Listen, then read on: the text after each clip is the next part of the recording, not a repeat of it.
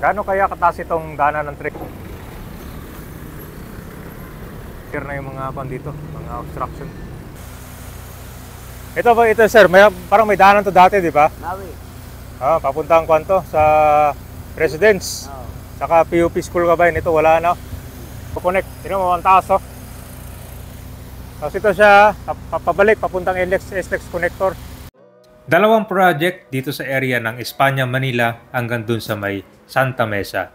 Ito po yung NLEX SLEX connector, approximately 8 kilometers, 4-lane toll expressway. Ito yung pa-exit napunta sa may Aurora Boulevard. At sa baba naman, nagsisimula na yung construction para naman sa NSCR project. So dito sa may Metro Manila ay nagsisimula na rin.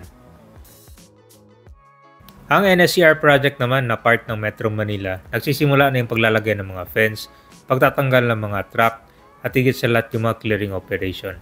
So mag-update tayo dito sa may Espanya, Manila hanggang dito sa may Santa Mesa, Manila. So dalawang project to. Ito palang NLEX SLEX connector, ito ay magko-connect na dito sa may Skyway Stage 3. So puspusan na rin yung mga construction dito.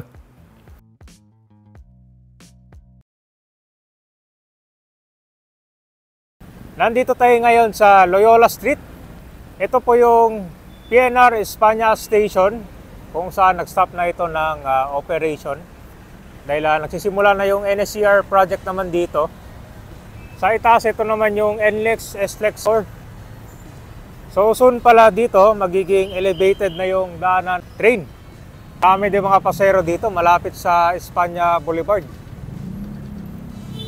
Yan kabay. So sa ngayon, nandito pa yung mga relays niya, hindi pa nabaklas. So dito naman kabay, makikita mo na meron ng mga bakod. Yan yung dito, super natanggal rail tracks dyan. Yan. So makikita nyo kabay, itong nakabakod, ito na yung para sa NSCR project. Halos nabaklas na yung mga rail tracks dyan. So dire-diretso tayo ngayon hanggang dun sa may area ng PUP School naman, lumalapit sa Santa Mesa. Kasi itong NLEX SLEX connector naman, magdurugtong ito sa Skyway Stage 3.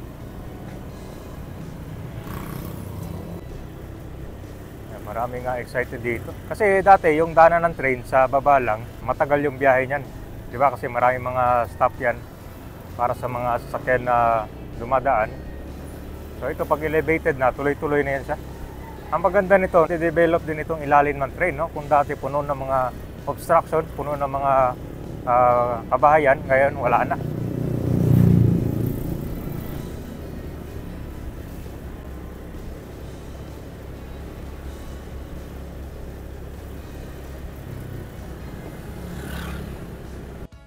Naglalagay na dito ng mga heavy equipments, yung mga trucks ay natanggal na rin. Ito naman yung NLEX SLEX connector, makikita mo parang merong bagong ramp dyan na malapit dito sa may Fajardo Street. So malaki na rin yung pagbabago dito kasi alam nyo, lagi ako dumadaan dito eh. Puno ng mga kanyan, obstruction. Magiging modern yung daanan ng train ngayon kasi elevated na rin.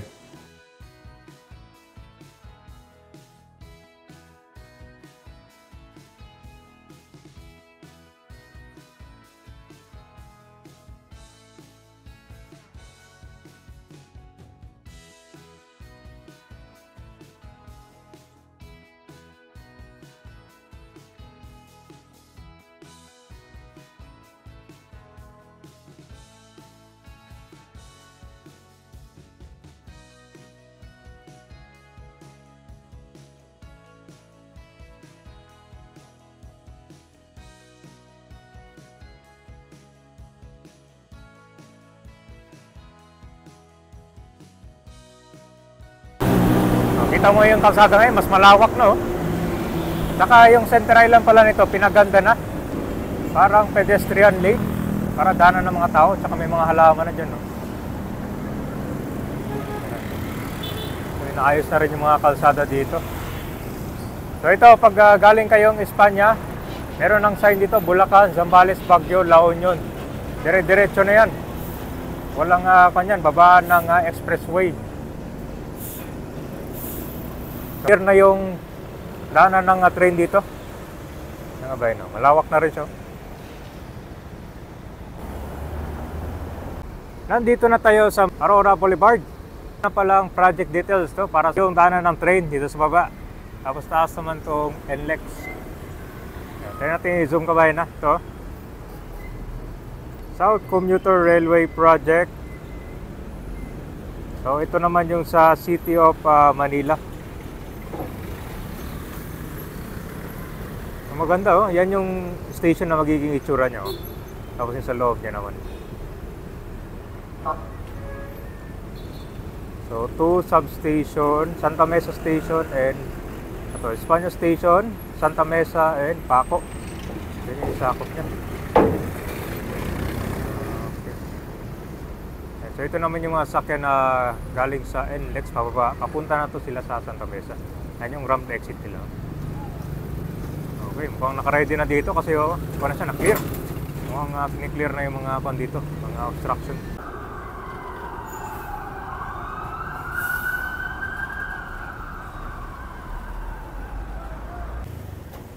Ang laki na ng construction dito. Dito. Daanan ng expressway. Saka ito siya, dati puro mga lang to bahay. Ito meron na ngayon. Marami din mga bayang dito natapyas. Ito ng Quirino Avenue. Kung mapapansin mo yung kalsada dito, meron na mga rebarcage. Ayan, nabutasan na siya. Ito pala yung dito, construction.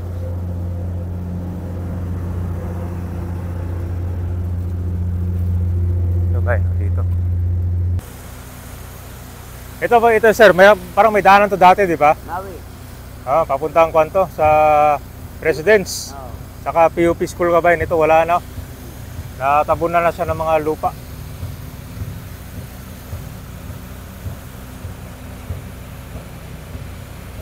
May bagong construction na kabay, no? Mga high-rise building. Ito na yung karugtong ng NLEX papunta na to ng Skyway Stage 3. Ano ko connect? Tino mo ang taas oh. Tapos ito papabalik papuntang NLEX connector. Dami na mga binaw ng rebarcage. Ito naman yung latest construction dito mismo sa harap ng PUP School. Alam niyo ba dati na meron pang trolley? Yung mga sakayan ng pasahero. At papunta yun sa may Pandacan, Manila. Pero ngayon grabe, ibang-iba na. May NLEX na. Tapos yung daanan ng train din, yan yung abangan natin. Sa ngayon kasi, naglalagay pa lang sila ng mga fence.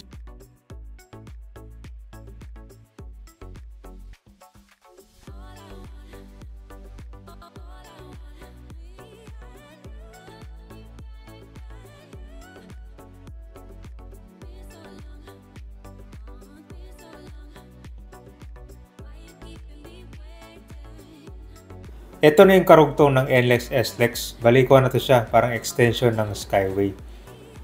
So dyan, dadaan niya malapit sa may Pasig River hanggang makarating dyan sa may Skyway Stage 3. So meron nang nakaready na pang-connect, no? Itong NLEX SLEX dyan mismo sa expressway na yan.